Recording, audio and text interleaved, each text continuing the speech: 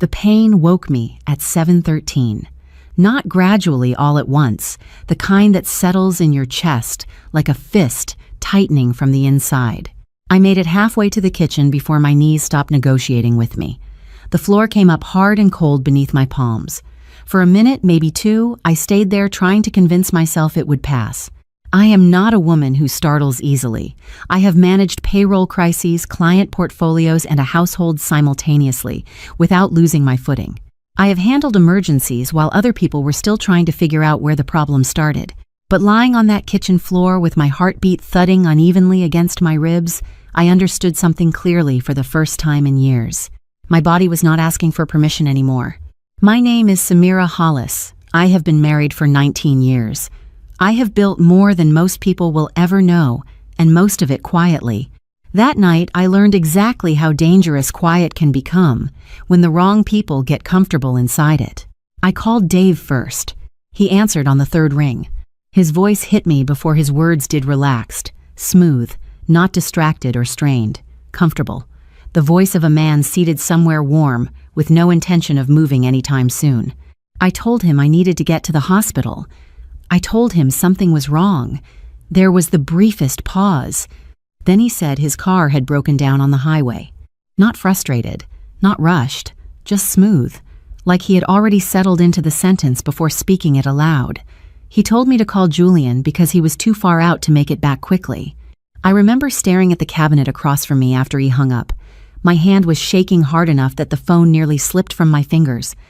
For a moment, my brain did something merciful and stupid at the same time.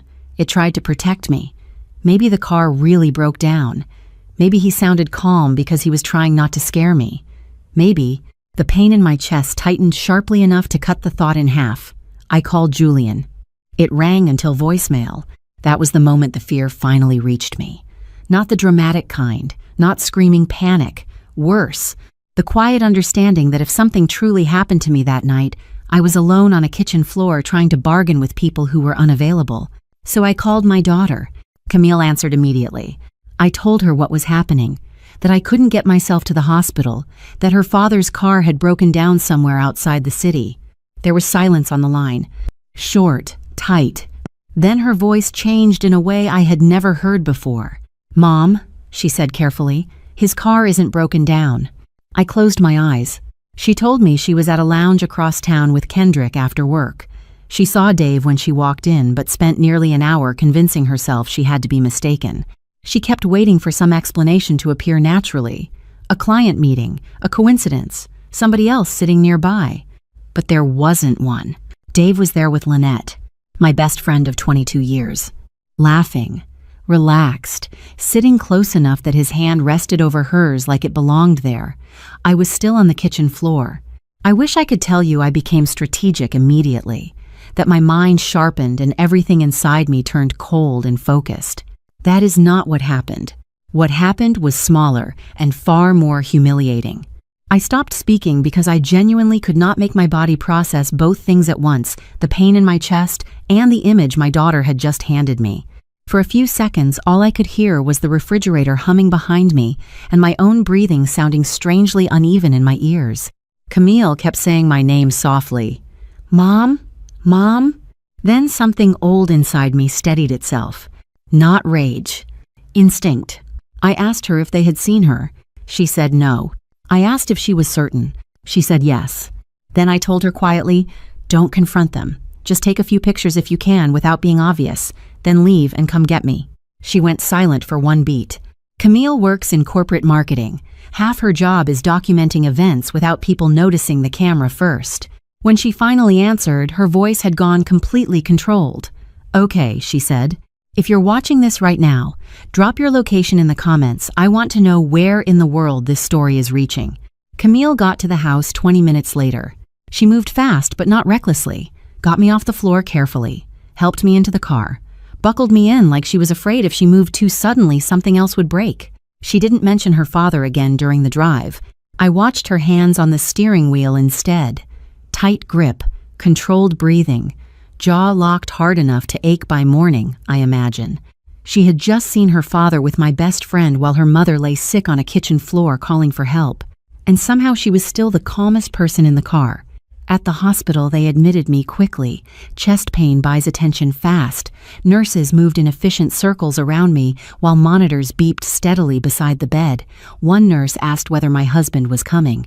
I heard myself say, "He couldn't make it." She nodded once and wrote something down without reacting. By midnight, I was lying in a hospital bed staring at ceiling tiles while Dave still had not called to ask whether I was alive. Not once. I picked up my phone, looked at his name, put it back down again. Camille came back into the room after speaking to one of the nurses. She sat beside me quietly for a moment before unlocking her phone. "I only got a few," she said softly. Then she turned the screen toward me. I had prepared myself for the information. I had not prepared myself for the ease on his face. That was the part that reached me. Not guilt, not secrecy, comfort. I looked at the screen for a long time. Then I looked at my daughter. She didn't say a word. Neither did I. I handed the phone back, turned toward the ceiling again, and said quietly, "Don't say anything to anybody yet." Camille studied my face for a moment. Then she nodded once. "Okay," she said. Camille fell asleep sometime after 2 in the morning. She hadn't meant to. One moment she was sitting upright in that stiff hospital chair watching every monitor in the room like she personally intended to keep my heart beating. And the next her head had tilted slightly against the wall and her breathing slowed into something uneven and exhausted. I lay there listening to it. Hospitals sound different at night. Less movement, more machines. Every sound feels separated from the next by too much space. I watched my daughter sleeping beside my bed and thought about the fact that she had gone out that evening expecting nothing heavier than dinner and conversation. Somewhere between walking into that lounge and walking out of it, she had picked up a truth that belonged to me before I even knew it existed. And she carried it carefully. That mattered to me more than I could explain yet. When she woke the next morning, she looked at me before she fully opened her eyes. The kind of instinct people have when they fall asleep, afraid something will happen while they aren't looking. I told her I was okay. It wasn't fully true, but it was true enough for that moment. She sat up slowly, rubbed one hand over her face, then reached automatically for her phone before stopping herself halfway through the motion. We looked at each other for a second and understood we were no longer avoiding the conversation. She walked me through everything carefully. The lounge was crowded enough that nobody paid attention to people minding their own business. She and Kendrick had been seated near the back at first. She recognized Dave almost immediately when she walked in, but her brain refused to settle on it right away. She kept waiting for context to fix what she was seeing. A client meeting, an accidental overlap, Lynette stopping by briefly. Something normal. But the longer she sat there, the less normal it looked. She said the worst part wasn't what they were doing, it was how comfortable they were doing it. No tension, no caution, no distance being maintained in case somebody recognized them. Just ease. When I called and repeated Dave's story about his car breaking down on the highway, Camille said her stomach dropped immediately. Because then she knew, not suspected. Knew. I asked her how long they'd been there before she arrived. She said she couldn't say exactly, but they behaved like people continuing an evening, not beginning one. She noticed half-finished drinks already on the table when she walked in. Familiar posture. Relaxed conversation. The kind of silence people fall into comfortably when they have already spent time together. Then I asked whether anyone noticed her taking the pictures. Camille hesitated briefly before answering, and that hesitation actually reassured me more than confidence would have. It meant she had thought about it honestly instead of trying to impress me with certainty. She told me she waited until she stepped away to the restroom area first. She circled back through another section of the lounge afterward and only took a few quick photos while pretending to check messages. Nothing dramatic, nothing obvious.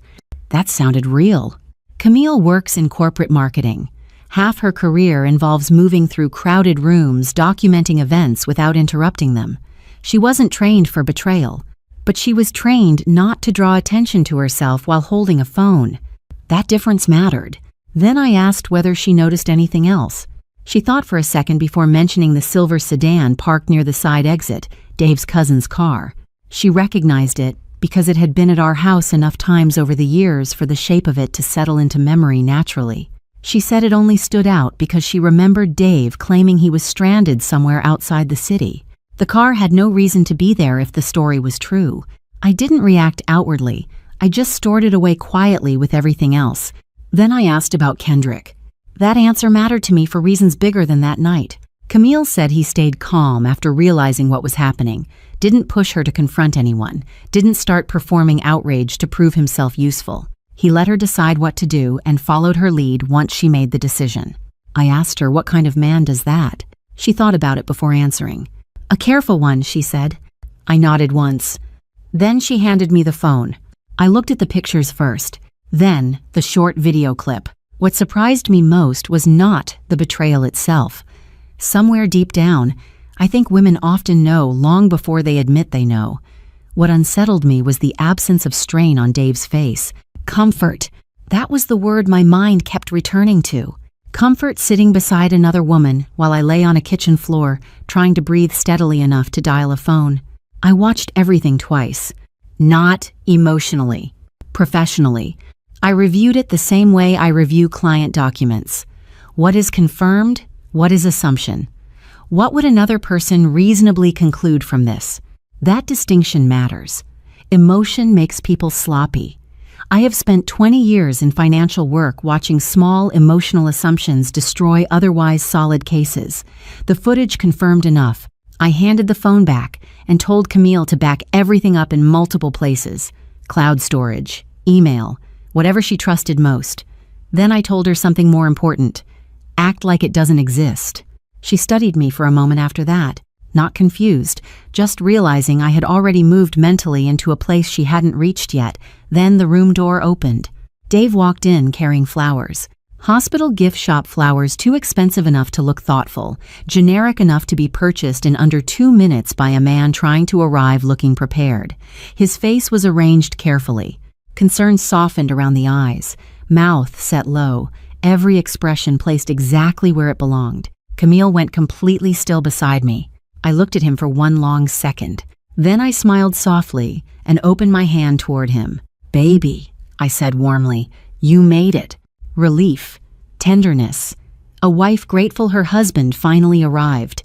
Camille turned toward me so fast I felt it more than saw it. I didn't look back at her, because in that exact moment, sitting in that hospital bed watching Dave perform concern he had not earned, something inside me made its first clean decision. Not revenge. Not yet. Something quieter. Observation.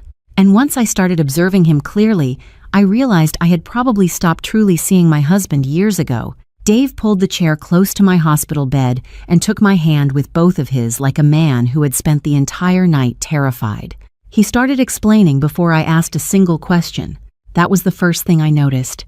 A man telling the truth usually waits for the conversation to reach him naturally. Dave arrived already halfway inside the story. The highway, the exit ramp, the dead battery, the tow truck that supposedly took 2 hours to arrive. The details came too smoothly, fitted together too tightly, every transition polished clean before it reached my ears. Not rehearsed enough to sound theatrical, rehearsed enough to sound prepared. I listened quietly. I asked soft questions in the places a wife normally would. Which highway, baby? Did the insurance company send roadside assistance? Were you alone out there the whole time? Nothing sharp, nothing confrontational. I wasn't trying to catch him. I was trying to observe him. That is an important difference. People become careless when they think the danger is emotional. Dave was prepared for tears, accusations, hurt feelings. He was not prepared for quiet attention. So I listened to every extra detail he volunteered unnecessarily, every place his timeline shifted slightly between sentences, every moment his eyes moved away before answering something simple. I touched nothing. I just collected. Camille stayed mostly silent beside the bed. She answered when spoken to, but nothing more. About 20 minutes into the conversation, she stood and said she was going downstairs for coffee. Before she reached the door, she glanced back at me briefly. Not for instruction. For reassurance. I gave the smallest shake of my head. Stay calm. Not here. She understood immediately and walked out without another word. Once we were alone, Dave relaxed slightly. That interested me too. Not consciously. His body simply loosened once the witness left the room. I let the conversation drift naturally towards safer ground, the business. Long-term plans, future contracts. The kinds of things people talk about when they're trying to reassure themselves life is still stable. Dave responded instantly. That was always the subject that animated him most. He leaned back in the chair slightly, and his voice changed in that familiar way it always did when discussing the company. Fuller, more confident. Like the room belonged to him again. My clients are solid, he said. The contracts are structured well. What I built doesn't shake easily. What I built? I noticed that too. I smiled softly and told him that was good to hear. Then I asked about expansion plans, upcoming projects, staffing concerns. Ordinary questions a financially involved wife would naturally ask after a medical scare reminded her life could change unexpectedly. Dave answered easily, calmly, confidently. Too confidently for a man whose wife had spent hours in a hospital bed after he failed to come when she called. At one point, he stepped out to grab coffee downstairs. The moment the door closed behind him, Camille looked at me carefully. "You okay?" she asked quietly. I nodded once. Then I asked her for something simple instead. I told her to text me every photo and video she had taken the night before, so the originals existed in more than one place, not because I thought she would lose them, because experience teaches you important things disappear at the worst possible moments. She sent everything immediately. Timestamps included automatically. That mattered more to me than hidden recordings or dramatic confrontations ever could. Clean timelines survive scrutiny better than emotional reactions. By the time Dave returned with coffee cups in his hands, my phone was face down beside me, and my expression had settled back into something softer. He stayed another hour. Before leaving, he kissed my forehead gently and told me he would come back tomorrow after checking on a few things at the office. I smiled and told him to drive safely. That phrase sat strangely between us for half a second. Then he left. I waited until the hallway quieted again before picking up my phone. There were already 2 texts from him sent while he rode downstairs in the elevator. "Glad you're feeling better. Scared me last night." I stared at the screen for a long moment. A man who had not called once while I was being admitted to the hospital was now documenting concern carefully in writing. Interesting. I screenshotted the messages and forwarded them into a private email account I had maintained for years. Originally, it existed for financial backups and emergency records. Looking at it now, I realized some part of me had always needed a place where important things could exist untouched. Later that evening, before discharge discussions began, I asked the nurse whether the hospital had a patient advocate available. She did. The woman arrived carrying a slim folder and introduced herself quietly before sitting beside the bed. I chose my words carefully, not dramatically, not vindictively. I simply explained the timeline honestly. I told her I had experienced chest pain, severe enough to require emergency admission, that my daughter transported me, that my husband was unreachable initially despite being my listed emergency contact, that I arrived frightened and physically unable to drive myself safely. Nothing more. The advocate wrote everything down in neat, deliberate lines. I watched her pen move across the paper and understood something important in that moment. Memory fades. Documentation doesn't. After she left, the room settled into silence again. Then my phone buzzed. "Lynette. Heard you were in the hospital, girl. So sorry. Let me know if you need anything." I read the message twice. Not because I was confused, because I was suddenly aware of how many years a person can sit across from you smiling while living an entirely separate life behind their teeth. I set the phone face down on the blanket beside me and closed my eyes. Something moved through me then. Not rage exactly. Something colder, smaller, more permanent. And for the first time since this began, I realized the most dangerous part of betrayal is not discovering people lied to you. It's discovering how naturally they did it. I came home to a husband who suddenly remembered how to hover. Dave brought tea without being asked. He checked on me constantly. If I shifted in bed, he appeared in the doorway asking whether I needed another pillow. If I stayed quiet too long downstairs, he came looking for me with that carefully arranged concern sitting across his face like he'd practiced it in the car mirror before walking inside. 3 weeks earlier, I had been on a kitchen floor struggling to breathe while he laughed beside another woman. Now he noticed every cough. That contrast stayed with me more than the affair itself some days. Not because the attention comforted me, because it revealed something ugly about timing. A man who becomes attentive only after almost losing access to you is not reacting to love. He is reacting to threat. I let him react. Partly because my body truly was recovering. The hospital scare had not been imaginary.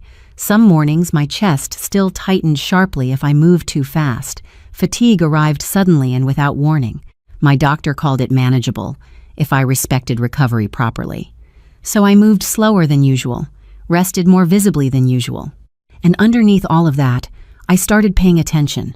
What I was paying attention to was the business. For years, Dave and I divided responsibilities naturally enough that the separation stopped feeling intentional. I handled the broad financial structure approvals, forecasting, tax coordination, long-range planning. Dave handled operational activity, vendor movement, account maintenance, day-to-day processing. At least that was the arrangement on paper. In marriage, arrangements become habits. Habits become assumptions. And assumptions are dangerous things to build companies on. I started reviewing the accounts on a Tuesday evening after Dave went downstairs to watch television. I remember the exact sound of the living room carrying faintly through the floorboards while I opened the laptop at the dining room table. Sports commentary, commercial breaks, ice shifting in a glass every so often when he picked up his drink. Ordinary sounds. That was the strange part. Betrayal almost never arrives inside dramatic music. Most of the time it unfolds while somebody is downstairs asking if you want extra butter on your popcorn. I wasn't searching for proof yet. That would have been emotional. Emotional people jump toward conclusions because they want relief more than clarity. I just read, line by line, month by month. The first irregularity was small enough to almost disappear naturally, a transfer amount slightly higher than the approved invoice attached to it. Not dramatically higher, just off enough that my eyes paused. The second thing was stranger. A vendor note tied to a payment that had no matching documentation anywhere else in the system. I opened another window, cross-checked dates, reviewed approval logs. Nothing. Not proof, just absence. Dave came upstairs around 9:30 carrying a bowl of fruit and leaned against the doorway watching me. "What are you working on?" he asked lightly. I looked up slowly enough to appear interrupted instead of alert. "Personal files," I said. "Lying around all day is making me restless." His expression softened immediately. Relief disguised itself quickly across his face before concern settled back over it again. "Don't overdo it," he said. I smiled. "I won't." He stood there another second too long before heading back downstairs. I listened to his footsteps disappear. Then I opened the account history again. The second evening sharpened the shape further. What unsettled me most was not sloppiness, it was precision. Whoever moved the money understood exactly how businesses camouflage small irregularities naturally. The amounts varied, timing varied, descriptions varied. Nothing repeated closely enough to trigger casual attention, but I was not reading casually anymore. I built those reporting structures myself years ago. I knew what normal movement looked like because I helped create the patterns normal business activity leaves behind. And this wasn't normal. Around 10, Dave called from the kitchen, asking whether I wanted soup or pasta for dinner. I answered warmly that pasta sounded good. Then I muted my microphone and sat there staring at the screen, feeling something uncomfortable settle into place beneath my ribs. Not outrage. Recognition. Because suddenly I remembered conversations from the last 2 years differently. The month Dave told me client payments were delayed and we needed to tighten spending temporarily. The weekend I canceled furniture I'd already postponed twice because he said the business cushion felt thinner than expected. The consulting work I quietly picked up to help stabilize things during a supposedly difficult quarter. I had been adjusting my life around pressure, he described, while money moved quietly somewhere else underneath the description. That realization landed harder than the transfers themselves. I kept reading. One payment near the bottom of a quarterly statement almost escaped me entirely because it was so ordinary looking. Small amount. Routine formatting. Buried naturally between legitimate operational activity. I nearly scrolled past it. Then my eyes caught the account name attached to the transfer. And stopped. Not a vendor. Not a contractor. A woman I had known for 22 years. Lynette. For a long moment, I just sat there listening to the dishwasher humming softly in the kitchen while the name stayed on the screen in front of me. Downstairs, my husband was setting the table for dinner. I opened a blank document slowly. Then I typed 3 headings across the top. What I know, what I can prove, what I still need. Under the first column, I wrote her name. Then I closed the laptop, fixed my face into something gentle and unsuspecting, and went downstairs to have dinner with my husband. 3 weeks after the hospital, I was moving steadily again. Not fully. My body still reminded me at random hours that it had been through something serious. Some mornings my chest tightened sharply if I moved too quickly. Some nights, exhaustion arrived without warning and settled deep into my bones before dinner was even finished. But I could think clearly again. And clear thinking is dangerous when you've spent years accepting explanations that no longer survive inspection. I made the call to Rochelle O'Neill on a Thursday morning while Dave was at the office. Her name came through a professional contact of mine quietly. The way these referrals usually move among women who have spent enough years in business to understand discretion is sometimes more valuable than brilliance. Rochelle handled financial disputes, partnership conflicts, complex divorces. More importantly, she had no overlap with Dave, professionally or socially. That mattered. I scheduled the appointment under the pretense of updating my estate documents. That part was not entirely a lie. But before I walked into her office, I needed to understand exactly what I was carrying into it. So I drove to the storage unit. The documents were exactly where I left them years ago, organized in weatherproof boxes, labeled carefully in my handwriting. Dave used to joke that I treated paperwork like family heirlooms. He liked to tease me about keeping duplicate records of things we already had digitally. Standing there that morning, I realized my caution had quietly outlived his mockery. I brought everything home and spread the files across the dining room table after making certain Dave was settled at work for the day. Incorporation papers, original licensing documents, early tax filings, operational frameworks, loan approvals. I moved through them slowly. The first business loan application stopped me longer than I expected it to, 11 years old. My signature sat beneath the personal guarantee section. My credit profile had been used as the primary stability factor because Dave's business history alone wasn't strong enough yet for favorable approval terms. My professional credentials were listed extensively throughout the supporting documentation. I sat there staring at my own name for a long time. Not emotionally. Honestly. Over the years, Dave became the visible side of the company, while I remained the structural side of it. That division happened gradually enough that it stopped feeling like a decision and started feeling like personality. He was naturally better in rooms, better at sales, better at visibility. I preferred systems, operations, compliance, long-range planning. At least that's what I told myself. But the further back I went through the documents, the harder it became to ignore the full picture. 4 of our first 6 clients came directly through my professional relationships. People who signed because they trusted my reputation, not his. The internal operational framework still being used company-wide had been written by me over 4 consecutive weekends while Dave focused on client acquisition. Even the employee onboarding structure came from templates I originally built during my corporate years before we launched the business. None of this made Dave fraudulent. That distinction mattered to me. He worked hard. He helped build the company. He grew it aggressively once it stabilized. But somewhere over time, visibility quietly became ownership in everyone's minds, including mine. I had spent years saying our business, while unconsciously allowing the world to interpret it as his accomplishment, with my support attached quietly in the background. Sitting there at that table, I realized those are not the same thing. I kept reading. Not every document strengthened my position either, and oddly enough, that made me trust my own assessment more. Some early contracts existed entirely because of Dave's persistence. Some operational failures had been my responsibility, not his. One expansion proposal I strongly opposed ended up becoming profitable later despite my concerns. Reality looked mixed. Real businesses usually do. By the time I closed the second storage box, I finally understood what I was actually looking at. Not a husband who built everything alone, and not a wife secretly responsible for all of it either. What I was looking at was a company built by 2 people where one slowly became visible while the other became assumed.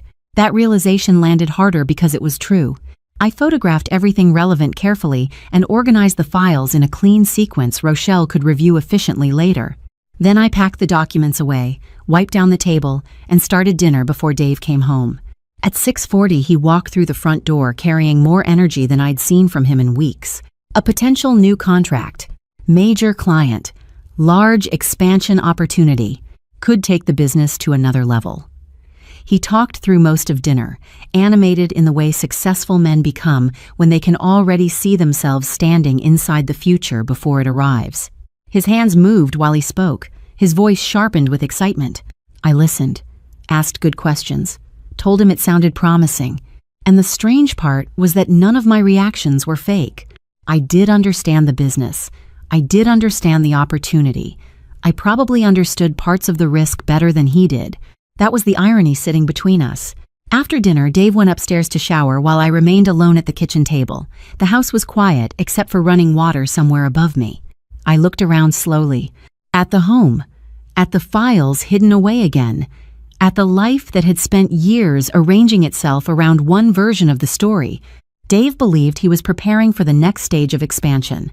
And maybe he was. But sitting there alone in that kitchen, I realized something he still didn't. Before anything grows, ownership gets examined first. And for the first time in 11 years, I had finally started examining mine. I went back to the accounts on a Friday morning. Dave had left early for a client meeting. The house was quiet except for the dishwasher humming softly in the kitchen and the occasional vibration from my phone against the dining room table. I ignored the phone. What sat in front of me mattered more. My laptop, my coffee, and the document I had started several days earlier. 3 columns. What I know, what I can prove, what still feels wrong. One name already sat quietly beneath the first heading. Lynette. I opened the business accounts and started from the beginning, instead of searching for specific transactions. Emotional people search for confirmation first. They jump toward the thing they already fear and start arranging every detail around it afterward.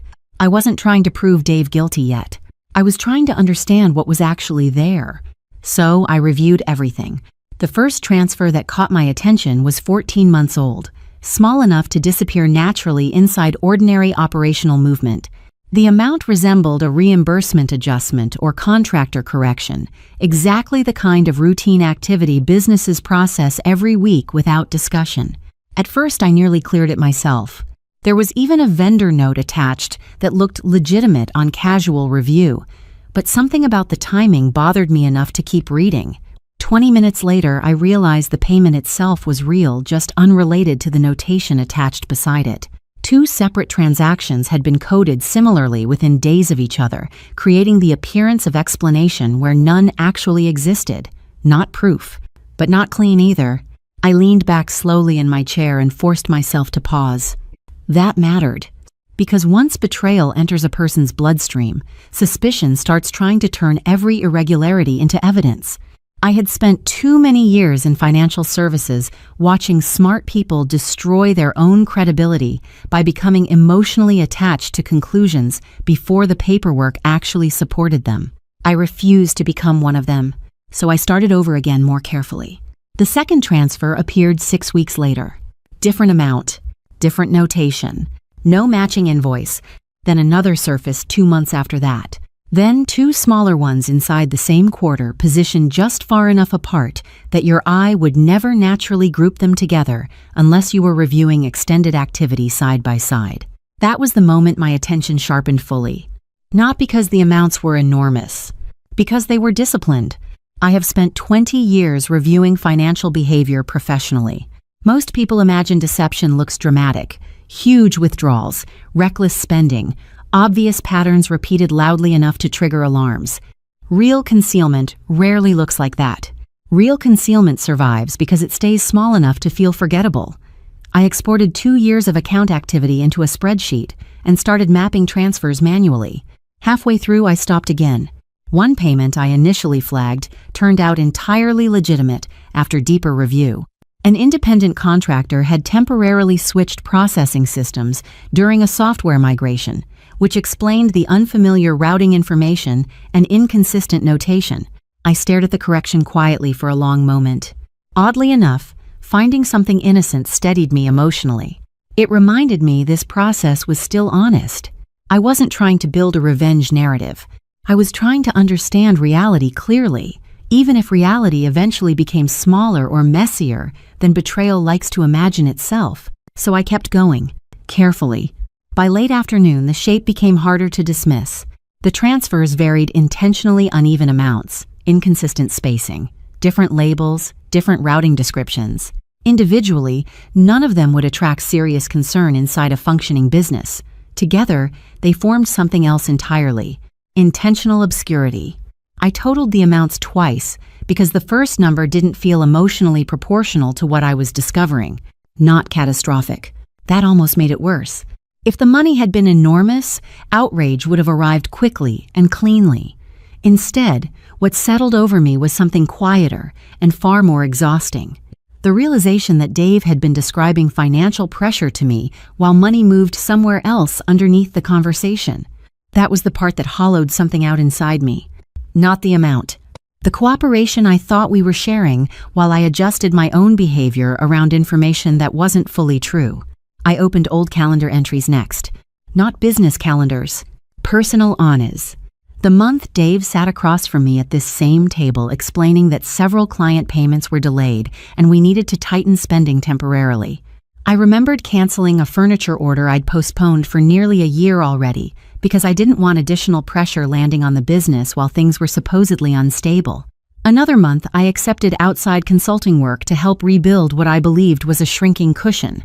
I worked longer hours while money quietly exited the structure I was trying to help protect. That realization stayed with me longer than the transfers themselves. Around 5:30, I closed the spreadsheet and sat there in silence for a while before organizing everything into chronological order for Rochelle. Not accusations. Documentation. There is a difference. Before shutting down the laptop, I searched one more thing: Lynette's professional history. Public business registrations are not difficult to access if you know where to look and how to read them properly. Most people simply never bother moving past surface information. I reviewed expired LLC filings, dissolved partnerships, consulting registrations, inactive lifestyle ventures. Nothing criminal. Nothing dramatic. Honestly, most of it looked ordinary at first glance. A lot of capable people try businesses that don't survive long term. That alone meant nothing. I made myself remember that carefully. But after 2 hours inside those records, a quieter pattern emerged. Lynette rarely stayed independent for very long. Her ventures almost always positioned themselves adjacent to somebody else's existing structure, funding, client network, or professional stability. And once I saw that pattern clearly, something uncomfortable settled into place behind my ribs. I had been one of those structures too, for 22 years. My phone rang suddenly against the table, hard enough to make me flinch slightly. Lynette. I stared at her name lighting up across the screen.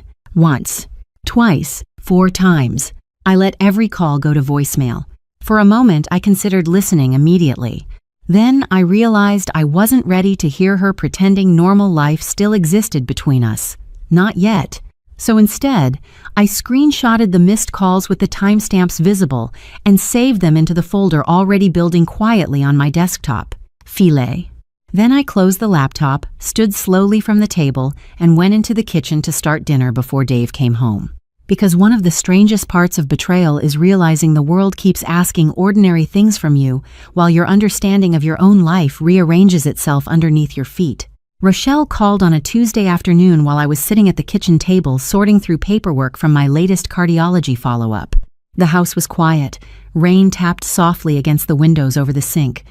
I remember because the sound almost covered the hesitation in Rochelle's voice when she first started speaking. Attorneys develop a particular tone when they are deciding how carefully information needs to be carried into a conversation. She said someone had reached out indirectly regarding my situation. Not a formal witness. Not a sworn statement. Just information passed cautiously through professional channels. I leaned back slowly in my chair and waited. Rochelle explained that one of her colleagues had been approached by a man connected loosely to Dave's business circle. The man did not want official involvement unless absolutely necessary. He was worried about future subpoenas, professional fallout, office politics, All the ordinary fears people develop once lawyers enter a situation that previously felt like gossip. That part made immediate sense to me. People enjoy scandal comfortably, right up until paperwork starts attaching names to it. Then everybody suddenly remembers careers exist. I already knew who it was before Rochelle said the name. Julian. And honestly, the route fit him perfectly. Not dishonest. Not courageous either. Just the kind of man who prefers difficult truths delivered from an angle instead of directly through the front door. According to Rochelle, Julian had been at the lounge that same night. Not with Dave. Separately. He arrived earlier in the evening for a client drink, noticed Dave and Lynette almost immediately, understood exactly what he was looking at, and left not long afterward. No confrontation. No dramatic scene. No warning call to me later that night. At first, something hot moved through my chest when I heard that. Not outrage exactly. Disappointment. Because Julian had sat at my table for 11 years. Holidays, backyard cookouts, business dinners. He watched me build a life beside Dave piece by piece and still found a way to convince himself silence counted as staying out of it. But as Rochelle continued talking, the shape underneath the situation became clearer. Julian did not finally speak because the affair bothered him most. He spoke because Dave used his name. That detail stayed with him. After word spread quietly that I had been hospitalized that night, Julian eventually learned Dave told me his car had broken down and instructed me to call him for help instead. Julian never agreed to that, never knew his name had been inserted into the lie, never even saw my missed call until much later that evening.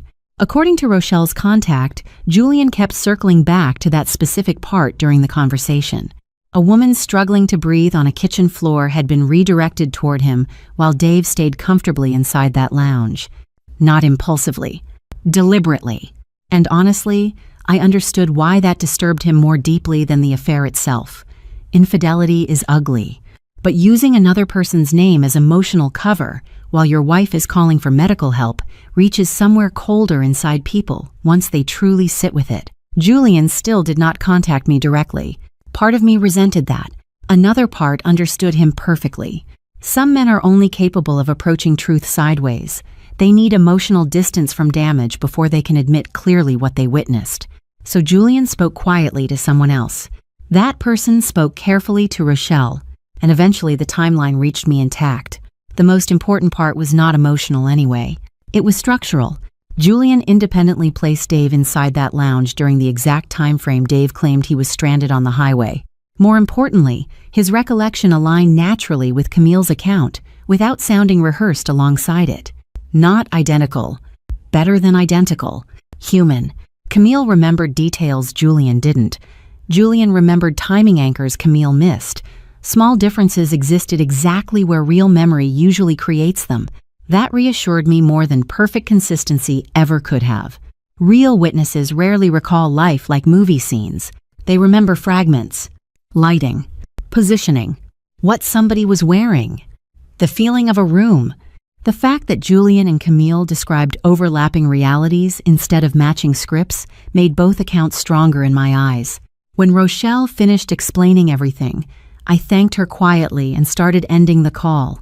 Then she stopped me. "One more thing," she said. Her office had already forwarded portions of my business documentation to a valuation specialist for preliminary review. Not a television-style forensic investigation, just a professional assessment of ownership contribution, liability exposure, and foundational business structure in preparation for potential financial proceedings. The specialist needed additional incorporation records, original financing documents, personal guarantees, credential verification paperwork. I told Rochelle I still had everything archived carefully. There was a short pause before she spoke again. "The assessor wanted me to phrase this carefully," she said. I waited. "He believes your role in the company's early viability appears materially larger than what courts typically classify as standard spousal support."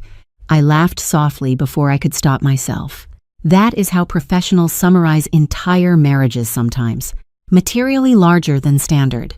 I asked what it meant practically, and I appreciated Rochelle for answering like an attorney instead of a friend.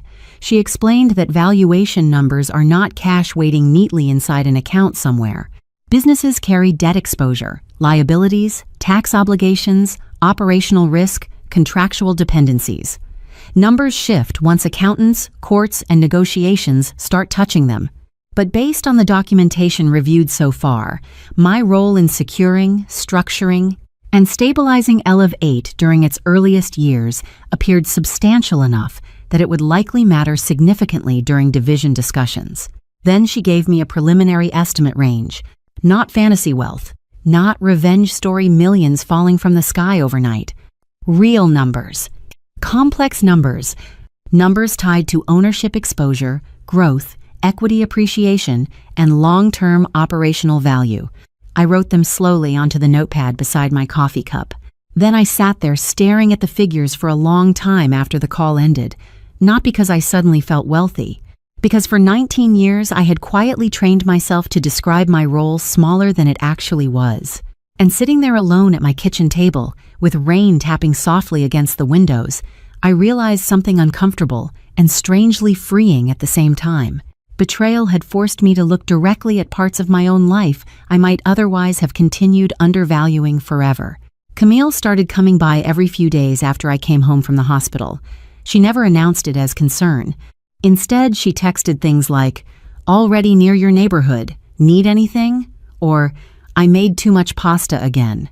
Sometimes she simply appeared at the back door carrying grocery bags or food containers from her apartment, transferred carefully into my dishes, as if changing the container somehow disguised the effort behind it. I noticed anyway. I have always noticed effort. What I noticed even more was what she wasn't saying.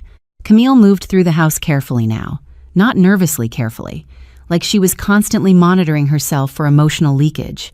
She laughed when appropriate, answered questions normally, went to work every day. But there was a new restraint in her that hadn't existed before that night at the lounge. She had become protective around me in a way children sometimes do after they witness a parent break unexpectedly. And the truth was, she had been carrying that night almost as heavily as I had.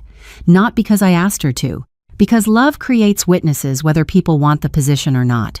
I brought up Kendrick one Wednesday evening while she unpacked groceries onto my kitchen counter after work. I did not frame it as strategy. I did not say witness. I simply asked questions.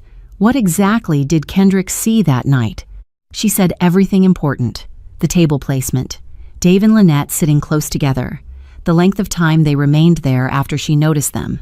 Kendrick had a clear view from where they sat and paid attention once he realized something was wrong. What did he specifically remember about the sequence of events? That answer took her longer.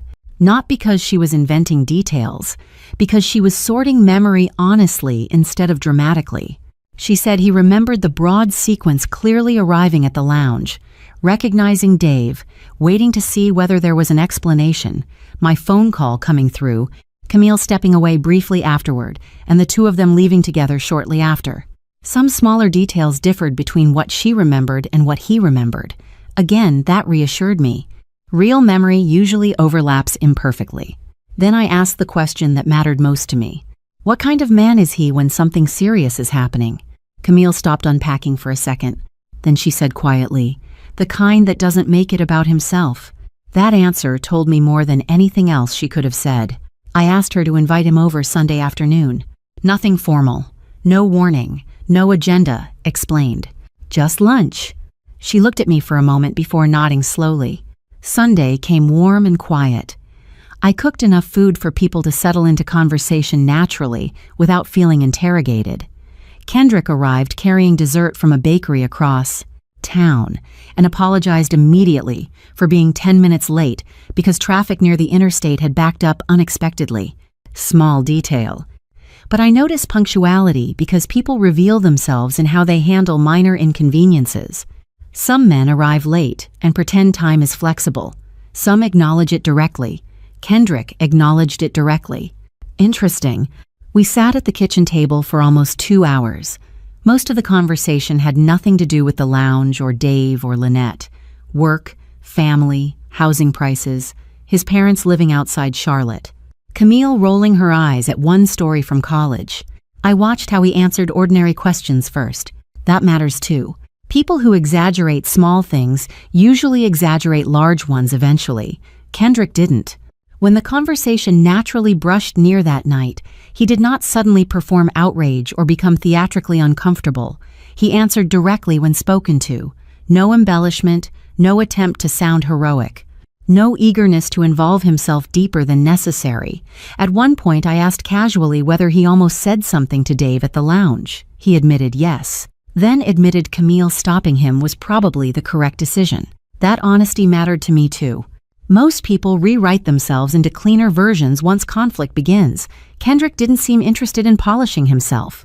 By the time he finished his second plate, I understood why Camille trusted him. Steady people are easy to underestimate because they don't announce themselves loudly. After he left, Camille stayed behind to help clean the kitchen. We moved quietly around each other for a while before she finally leaned back against the counter and looked at me carefully. Not about Rochelle, not about legal filings, not about evidence. "Are you going to be okay?" she asked softly. She meant emotionally. I dried my hands slowly before answering. And for the first time since all this started, I considered lying to her. Not because I wanted to deceive her. Because children carry enough already without inheriting the full emotional collapse of their parents too.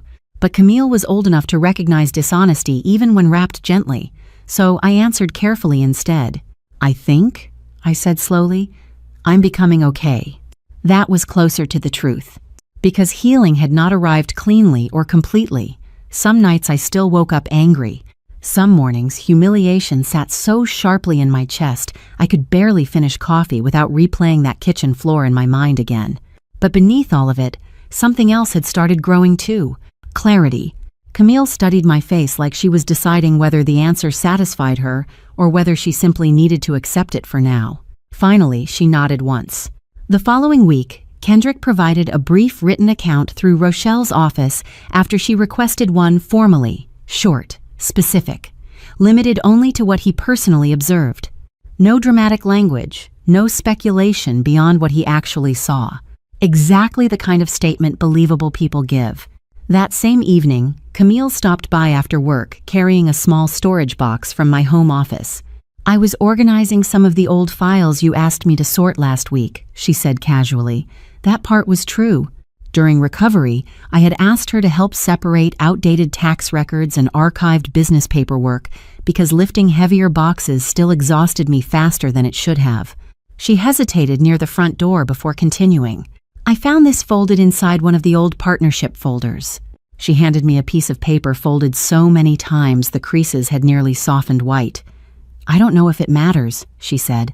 "It just felt important." Then she left before I could ask anything else. I unfolded the paper slowly in the hallway light, read the first few lines, and stood there long after Camille's headlights disappeared from the street outside. The paper Camille handed me had a company name printed across the top, nothing dramatic. Just a logo, a date, and an email address I recognized immediately as one I used several years earlier. The document had been folded enough times that the edges had softened. Camille found it buried inside an archived folder while sorting old records from my office exactly where I would have left it after deciding not to revisit the subject anymore. I knew what it was before I finished reading the first paragraph. Still, I sat down at my desk and searched the company anyway. The website appeared immediately, clean design, established branding, the kind of professional polish businesses develop over time through steady growth instead of overnight hype. Then I found the press coverage. Regional features first. Industry mentions. Eventually, national recognition. I opened an interview from about 18 months earlier and started reading. The founder's name was Desmond Carrington. 3 years ago, he approached me about joining him in launching a consulting and operations firm built around mid-market corporate restructuring. We met twice in person, spoke on the phone several more times. The opportunity was serious enough that I drafted preliminary notes, reviewed partnership structures, and spent several weeks genuinely considering whether I wanted to step into something new professionally. At the time, Dave encouraged me publicly. That mattered too. He told people he was proud of me for being considered, told me I deserved opportunities of my own. But privately, the conversations around it always became more complicated somehow. timing concerns, stress concerns, questions about balance, what it would mean for our marriage if both of us were consumed professionally at the same time. None of those concerns were unreasonable on their own. That is what made them effective. In the article, Desmond spoke about the early years of the company, unstable cash flow, staffing problems, difficult growth decisions. Near the end of the interview, the reporter asked whether he always intended to build the company alone. According to the transcript, he paused before answering.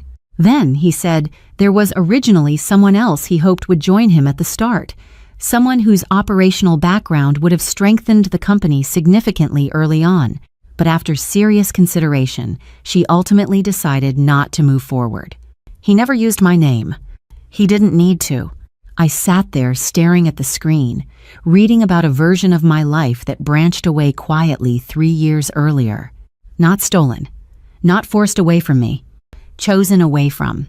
That distinction became important the longer I sat there, because memory has a dangerous habit of rewriting itself once betrayal enters the room. Suddenly, every old conversation starts looking sinister if you stare at it long enough. I forced myself not to do that. Lynette did not manipulate me like a mastermind in some thriller movie. She did not secretly sabotage contracts or engineer my decisions from behind the scenes. The truth was more human than that.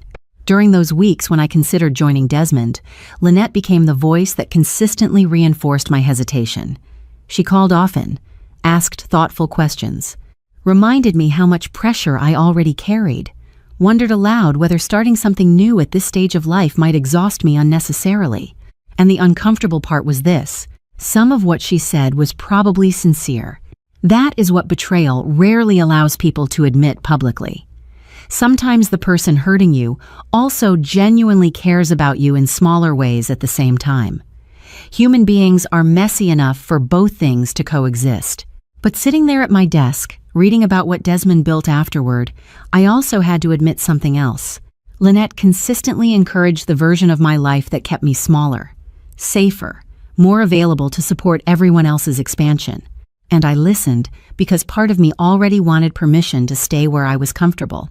That realization hurt more than blaming her completely would have.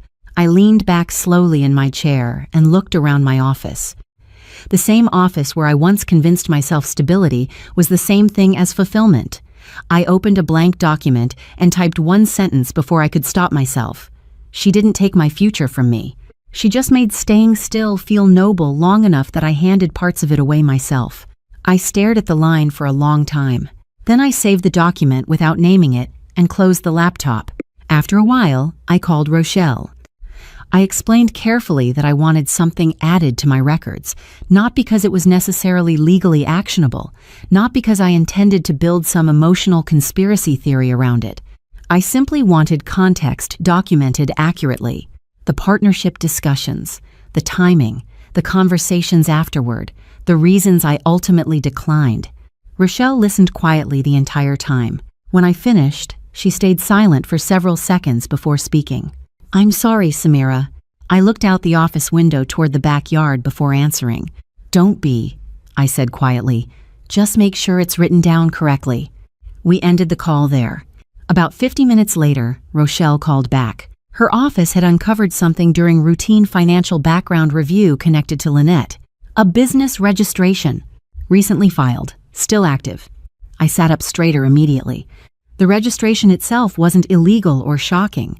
Adults form LLCs every day for consulting work, independent contracting, tax structuring, and side businesses. What mattered was the address attached to it. Dave's office. Not our home. His office. I asked Rochelle carefully what, if anything, that actually meant legally. She explained it plainly. At that stage, not much by itself, but it potentially established deeper financial overlap between Dave and Lynette than casual personal involvement alone would suggest. Depending on future discovery, account tracing, operational activity, or commingled resources, it could eventually become relevant context. Relevant context. I appreciated that phrase more than certainty. Because real investigations rarely unfold in dramatic straight lines. Most truths arrive as fragments first, connections later. After we hung up, I reopened my laptop and pulled up the 3-column document, what I know, what I can prove, what still needs clarity. Then I added the business registration beneath the third column, because for the first time since this began, I realized the most important questions were no longer emotional ones. They were structural ones, and structures leave paper behind eventually. Rochelle filed at 7:43 in the morning. I know the exact time because I was sitting inside my car in the parking lot of a coffee shop 4 miles from my house when her confirmation came through. Dave had left for his morning run at 6:55 exactly. I watched him jog down the driveway from the upstairs window, waited until he disappeared around the corner, then carried the overnight bag I packed the night before, quietly out to my car. I did not leave a note. There was nothing left to explain that paperwork wasn't already prepared to say more clearly. By the time Dave returned from that run, showered, and stood in our kitchen making coffee, the filing had already been submitted to the court. The process was moving. He just didn't know it yet. I sat there in the parking lot holding coffee that had already gone lukewarm and looked out through the windshield for a long time after Rochelle's text arrived. Not because I was uncertain, because some moments deserve silence after them. 19 years had narrowed down to timestamps, signatures, financial disclosures, and a case number sitting quietly inside a county system, waiting for another business day to continue unfolding. There is something sobering about that.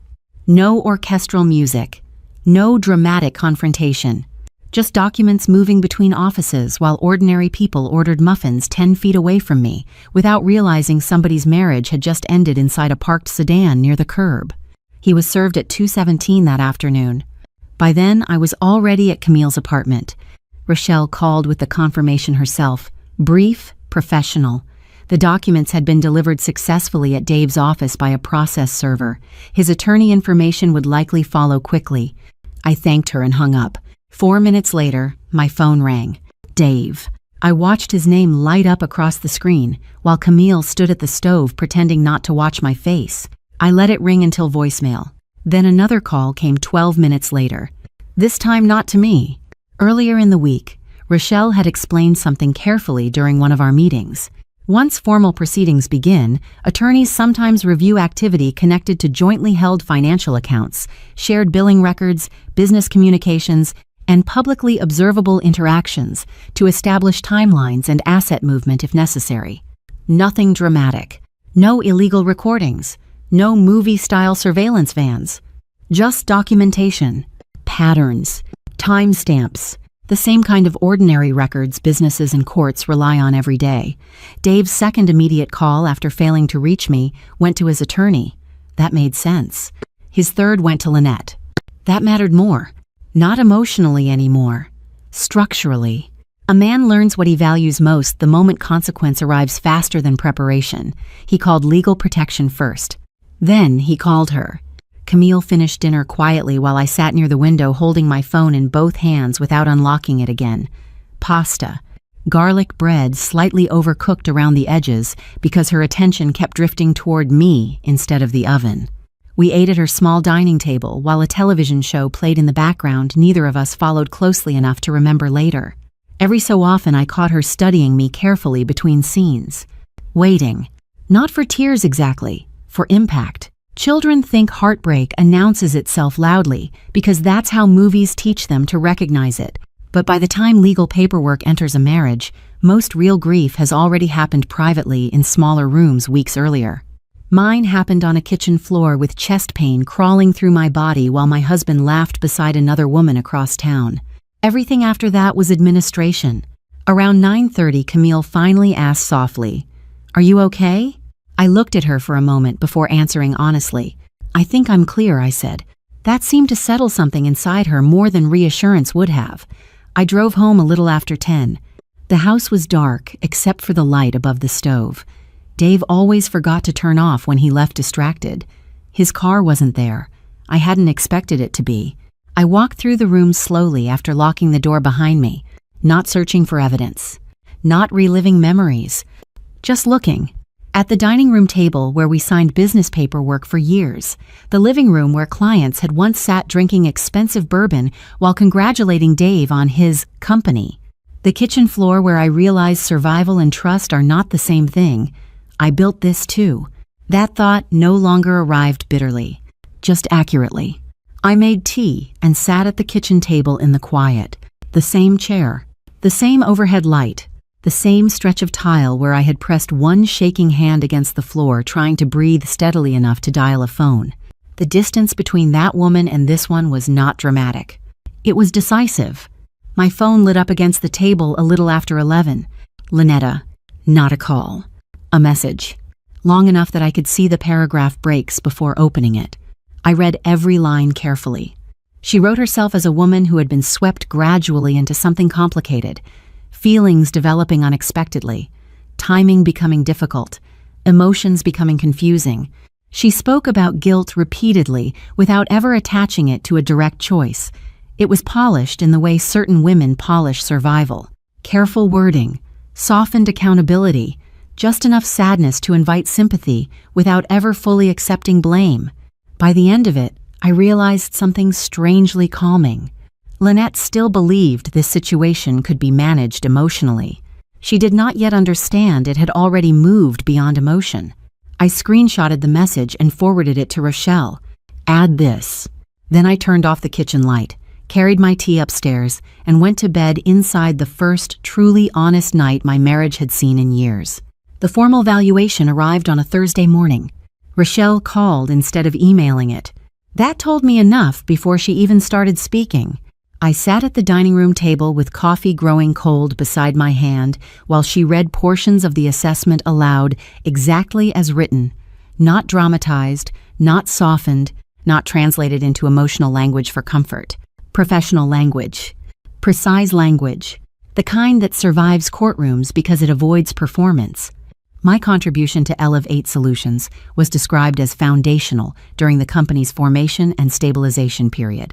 The report referenced the personal guarantee attached to the original financing package, the operational systems used across departments, the early client relationships connected directly to my professional network, and the credentialing profile lenders relied on when the company lacked sufficient history to secure favorable terms independently. But what mattered most to me was something else.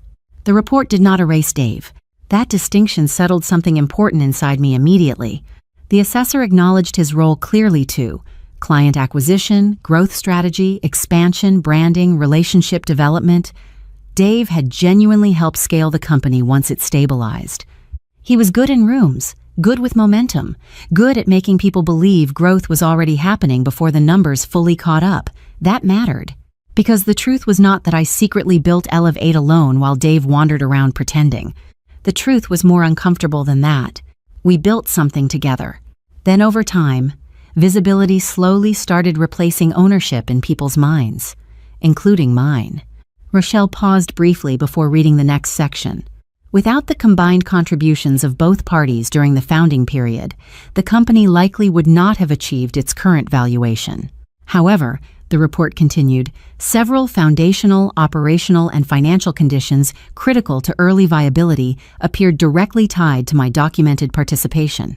I wrote that sentence down carefully, not because it made me feel victorious, because it made me feel seen accurately for the first time in years. Dave's attorney responded within the week. The response itself interested me almost as much as the valuation. It did not deny my contribution outright because the documentation was too extensive for that strategy to survive long. Instead, the argument leaned heavily toward narrative Dave's leadership, his vision, his networking ability, his role as the public-facing force driving expansion after incorporation. And honestly, parts of that were true too. I appreciated Rochelle for understanding something many attorneys don't. Exaggerated victory eventually damages credibility. So she did not respond by trying to erase Dave in return. She responded with paper, the incorporation filings, the financing package, the original onboarding framework with my author metadata attached, the Year 1 client contracts linked directly to my professional contacts, internal process structures time-stamped years before later expansion phases began. Not emotional arguments, just chronology. Paper has a way of reducing ego down to sequence. What complicated things for Dave was not that the records proved he contributed nothing. It was that his public storytelling over the years had gradually edited me almost completely out of the founding narrative. 3 separate interviews over the past decade described Elevate as something he built from the ground up. His grind, his sacrifice, his risk, his instincts. Reading those articles beside the valuation documents felt strange now, not because they were entirely false, because they were incomplete in a very deliberate direction, and incomplete stories repeated long enough eventually harden into public memory. Discovery was quietly undoing that process line by line. Around the same time, Lynette's business registration surfaced formally during financial review, not scandalously. Structurally, the LLC filing itself was ordinary enough on the surface, but Rochelle's team traced overlapping details carefully: registration timing, shared office address usage, business-related transfers that aligned with the payment patterns I had already documented months earlier. Again, nobody framed it theatrically. No one used words like mistress or secret affair inside formal filings. The language stayed professional. Potential financial entanglement involving marital resources and a third-party entity. That reframing changed everything underneath it. Affairs create sympathy debates. Financial patterns create liability questions. Word spread quietly through our professional circles after the filing became public record, not explosively. Professionals rarely gossip loudly about litigation because everyone understands they could eventually occupy the same position themselves one day. But people read. People notice edits. People connect absences. Camille sent me a screenshot one afternoon of Dave's LinkedIn profile. The wording had changed subtly. The self-made founder language was gone. A keynote appearance he'd proudly mentioned over dinner weeks earlier had disappeared from the event page entirely. His profile photo remained the same, but the confidence underneath it looked different now that I understood how much support existed outside the frame. I stared at the screenshot for a moment before setting my phone down again. I didn't feel triumphant. Truthfully, I felt something quieter than that. Relief. Because for the first time in years, reality was beginning to stand on its own, without me helping carry a false version of it. 2 days later, Rochelle called again. Dave's attorney had submitted a list of professional contacts willing to speak positively about his leadership and role in building Elevate. Character witnesses, essentially. People prepared to testify that the version Dave presented publicly matched the man they believed they knew professionally. One of the names on that list was Julian. I said nothing at first. Rochelle let the silence breathe for a second before continuing. Her office had already contacted him regarding scheduling. I asked carefully, "And?" Another brief pause. Then she said, "He agreed to cooperate." I leaned back slowly in my chair and looked out through the dining room window toward the backyard. Julian had spent months avoiding direct involvement. Now he was agreeing to sit inside formal questioning, under oath. That changed things, because men will lie casually in restaurants, offices, and phone calls every day of the week, but depositions introduce a different kind of gravity. And something told me Julian had finally started feeling it too. I was not in that room. Rochelle had been clear my presence at Camille's deposition would complicate the dynamic and give Dave's attorney something to work with. I understood the reasoning. That didn't make the morning easier. I stayed home. I made coffee I didn't drink. I sat at the kitchen table and looked at my phone and did not look at my phone. Camille had texted at 7:42 heading in, and I had sent back 2 words: "You're ready." She was. The deposition was scheduled for 3 hours. It ran 2.5.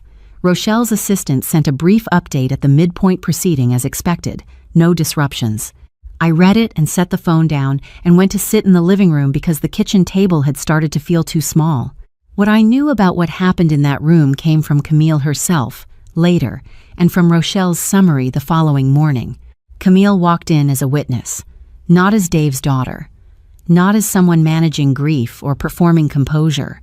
She walked in with the specific steadiness of a person who has had weeks to understand exactly what she saw and exactly what it means, and is prepared to say it clearly in front of anyone who asks. She described the lounge, the table, the sightline from where she and Kendrick were seated. She walked through the timeline, how long they were there before Dave arrived, how long she observed before she was certain, what certainty looked like when it came. She described my phone call, the exact instruction I gave her, what she did to carry it out and how, the drive to my house, what she found when she got there, the drive to the hospital. Dave's attorney tried several directions with her. Rochelle said he was professional about it, measured, not aggressive. It didn't matter. Camille had not come into that room carrying anything she wasn't prepared to set down in plain language. Every approach he tried meant the same thing: a young woman who knew what she saw and was not confused about it. Kendrick's statement had been submitted separately the week prior, clean, corroborated, consistent with Camille's account on every point that carried weight. 2 people, same table, same evening, same account independent of each other in the submission, identical in the facts. Camille called me at 4:17. Her voice was different. Lighter, the specific lightness of someone who has been carrying something for a long time and has just put it down in the right place. She said, "It's done, Mom." I didn't say anything immediately. I just held the phone. Then she said, "He looked at me the whole time, like he was waiting for me to stop." A pause. I didn't stop. I said, "I know, baby." We stayed on the line for another moment without talking. That was enough. After we hung up, I sat in the quiet of the living room and thought about my daughter walking into a place she had no business having to be because of choices that had nothing to do with her, how she absorbed it, carried it, walked into a formal proceeding and laid it down with a steadiness most grown people couldn't locate under that kind of pressure. I thought about her in that lounge, a regular evening, her own life, and what it cost her to become the person this situation needed her to be. She paid it without complaint. That night my phone rang, number I didn't recognize. I almost didn't answer. Something made me. The voice on the other end was calm, professional, and unfamiliar, but the name she gave was not. Desmond Carrington. He said he had heard through a mutual professional contact what I was navigating, that he had my number through that same person. He said something had always stayed with him why I hadn't taken the partnership 3 years ago. He said if I was ever open to a conversation, he was ready to have it.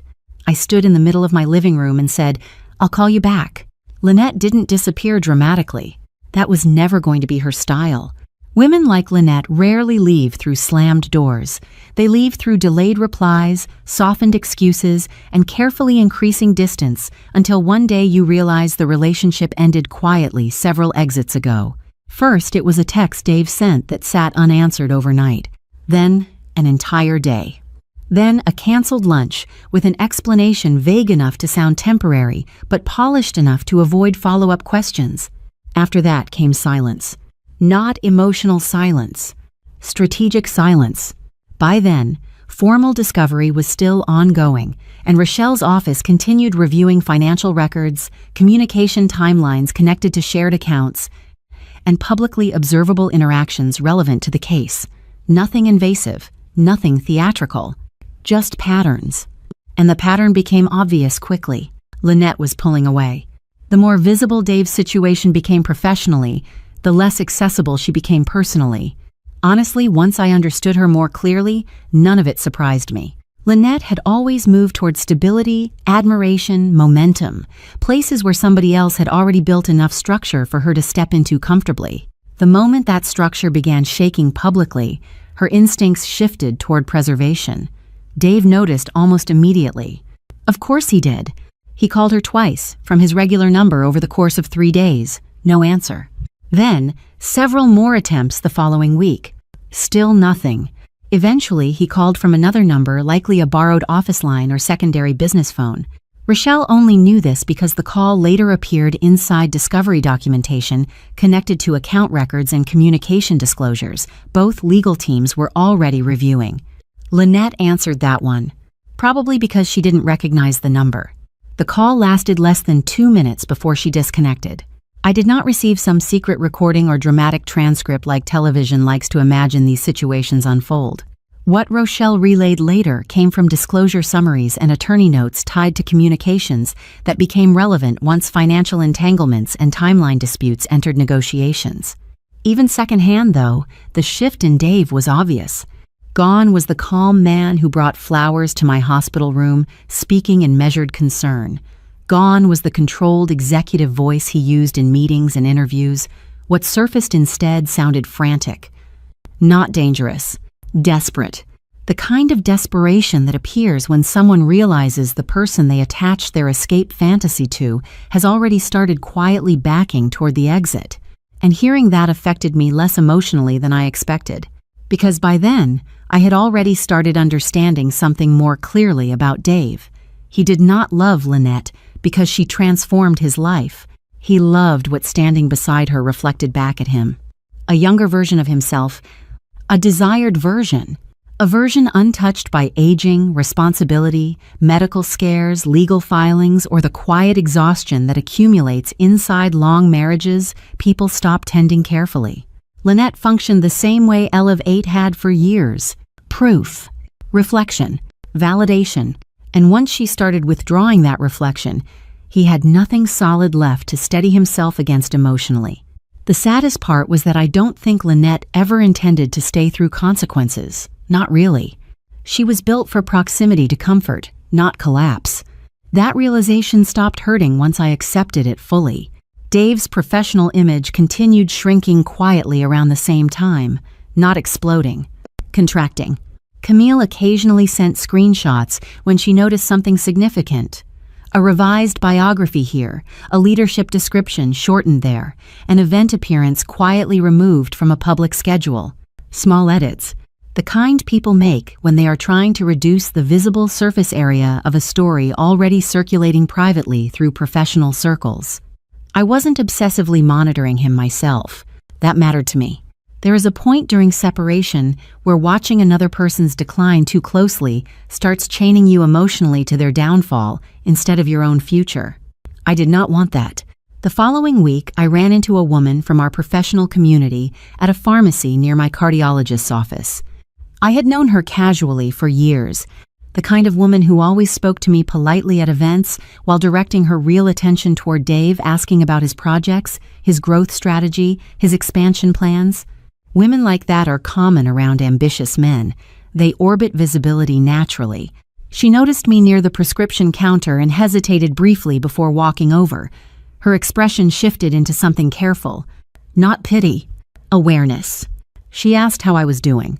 I told her honestly, I'm well. And surprisingly, I was. She studied me quietly for a second after I answered. Then she said something that stayed with me longer than I expected. You look it. Not performative concern. Not gossip disguised as sympathy. Recognition. The recognition that happens when somebody suddenly realizes they misunderstood where the real stability in a marriage lived all along. I thanked her and kept moving through the store. That afternoon, Rochelle called. The settlement meeting had finally been scheduled. Both attorneys, both parties. One room. I asked her carefully what position Dave's side appeared to be taking heading into negotiations. Rochelle exhaled softly before answering. His attorney, she said, was advising cooperation and reasonable settlement expectations based on the documentation already established. That translated clearly enough for me. Reality had reached the room. I asked one final question. When this settles, I said quietly, what does he realistically walk away with? Rochelle gave me the estimate plainly. Not ruin, not destruction. Just less than the version of himself he had spent years presenting publicly. I sat there silently for a moment after she finished. Then I said, schedule it. I was up before my alarm. I didn't rush. I moved through the morning deliberately, coffee first, then a shower, then the careful process of deciding what to wear to the meeting that would formally end my marriage. Not to impress anyone in that room. Not to send a message. I dress the way I dress when something matters, each piece considered, nothing accidental. By the time I picked up my keys, I looked exactly like myself. That was the point. Rochelle was already in the conference room when I arrived. She stood when I walked in, looked at me once, and gave a single nod. We had said everything we needed to say in the weeks leading to this morning. There was nothing left to prepare. Dave came in 4 minutes later with his attorney. I had not been in the same room as my husband since the morning I watched him leave for a run and walked out behind him. That was weeks ago. I had spoken to him only through Rochelle since the filing. Seeing him cross the threshold of that conference room was the first time in all of this that reality and the version I had been managing in my head occupied the same space. He looked older than I expected. Not dramatically, just the specific way a man ages when the scaffolding around him has been removed. Without the business introductions, without the house, without the wife who held the foundation steady while he performed standing on it, he was just a man in a good suit sitting down across a table. I looked at him and waited for something: anger, grief, the residue of 19 years pressing up against the surface. What came instead was clarity, the quiet, settled kind, the feeling of seeing something exactly as it is after a long time of seeing it as you needed it to be. The meeting ran its course. His attorney presented their position. Rochelle responded. There was movement, counter-movement, the careful procedural language of two sides finding the line that ends things. I followed every word. I said what Rochelle needed me to say when she needed me to say it. The rest of the time I sat still and let the process do what we had spent months building it to do. Then Dave picked up the pen. I watched his hand move across the signature line. I thought about the last time I watched him sign something in front of me, the incorporation papers, 11 years ago, my name on the guarantee beneath his, my credentials, the reason the pen was in his hand at all. He had signed that document like a man beginning something. He signed this one like a man who had run out of road. When it was done, I stood, gathered my things, and thanked Rochelle. Then I turned toward the door. I stopped. I looked at Dave once, not long, not with anything dramatic loaded into it. Just looked at him the way you look at something you have finished with. Clear, final, without residue. He held my gaze for 2 seconds. Then he looked down at the table. I walked out. In the elevator, I stood alone, and the doors closed, and I saw my reflection in the brushed metal distorted slightly, the way elevator doors always are, but recognizable. I looked at myself for the full ride down. I looked like a woman standing in her own life. The lobby doors opened. My phone buzzed in my hand. Desmond Carrington, 4 words. My offer still stands. I didn't answer Desmond's message that day. I let it sit for nearly a week. Not because I was uncertain, because I needed to live inside the quiet first. Real quiet, the kind that belongs entirely to you. Mornings where no one else's mood enters the room before you do. Evenings where the television stays on the channel you actually enjoy instead of the one you've unconsciously adjusted yourself around for years.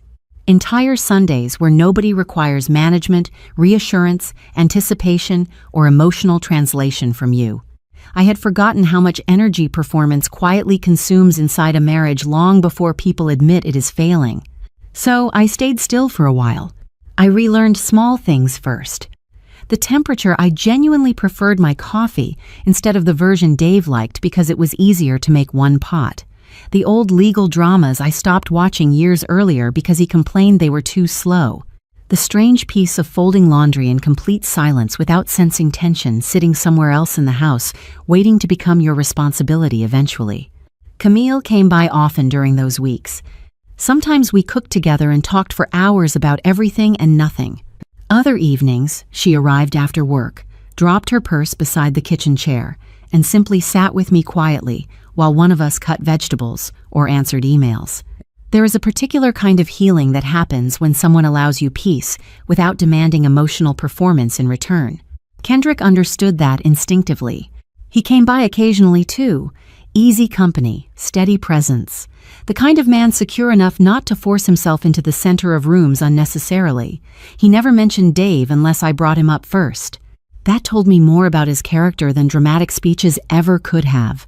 Elevate settled gradually over the following months. Not collapsed.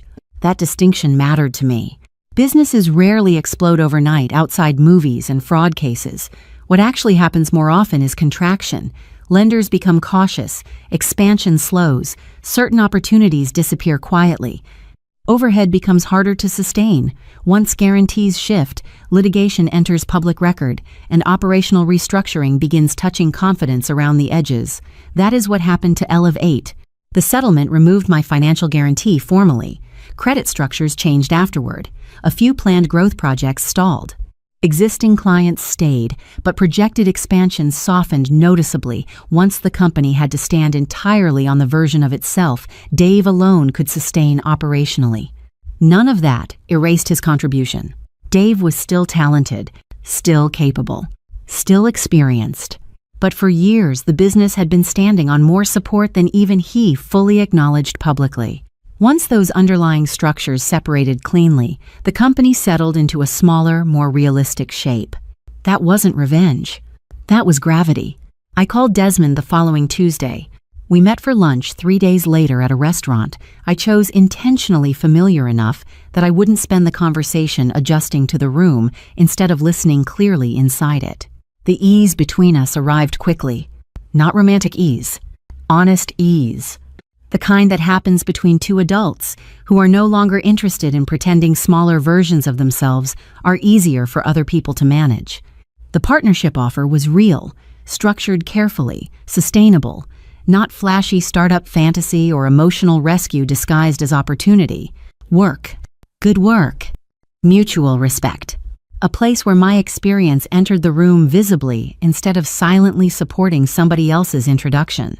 3 years earlier, I might have approached that table apologetically without realizing it, softening my own contribution automatically so nobody mistook confidence for arrogance. This time I didn't. I spoke clearly about what I built, what I understood, what I expected. And Desmond listened like a man hearing another professional instead of a woman requesting permission to occupy space. That mattered more than attraction ever could have. Walking back toward my car afterward, I stood for a moment beside the curb and thought about the thread connecting everything behind me. My daughter's voice tightening over the phone while I lay on that kitchen floor, the instruction I gave her while my chest hurt badly enough to blur the edges of the room, the hospital ceiling, Dave standing beside my bed performing concern, the transfer records, the valuation documents, the conference room, his hand moving across settlement paperwork, all of it connected. A thread I kept pulling carefully until eventually I reached the truth sitting underneath my own life. And the strangest part was this. The truth did not destroy me. It clarified me. I don't think about Dave very often anymore. When I do, it isn't with hatred. Hatred is exhausting. It requires continuous emotional investment in somebody who already cost you enough. What I feel now is smaller than anger and far more peaceful than forgiveness. Distance. Lynette sits differently in my mind. Some days I still mourn the friendship more than the marriage itself, not dramatically, just quietly, the way people mourn years they can never fully recover once they realize they misunderstood the foundation underneath them. That sadness surprises me less now. My health is stable, managed properly, monitored carefully. I sleep well again. I eat regularly. I work. The new business cards arrived on a Tuesday morning. I opened the box slowly and held one between my fingers for a long moment. My name at the top, my credentials underneath, my company below that, not hidden inside somebody else's story. Mine. I slipped one into my wallet, set the box carefully on my desk, and walked into the kitchen to make coffee. Camille called while it brewed. I answered on the second ring. We talked for 20 minutes about nothing important at all. Grocery prices, a movie Kendrick hated, traffic near her office, whether I still overwatered the herbs near the kitchen window. Ordinary conversation. Ordinary peace. When we hung up, I stood by the window holding my coffee and watched morning settle quietly across the backyard. The day belonged entirely to me. For years, Dave introduced me as his wife while standing inside structures I helped hold upright quietly behind him. Now, when people mention my name professionally, they introduce him differently too, as my ex-husband, and only if someone asks first.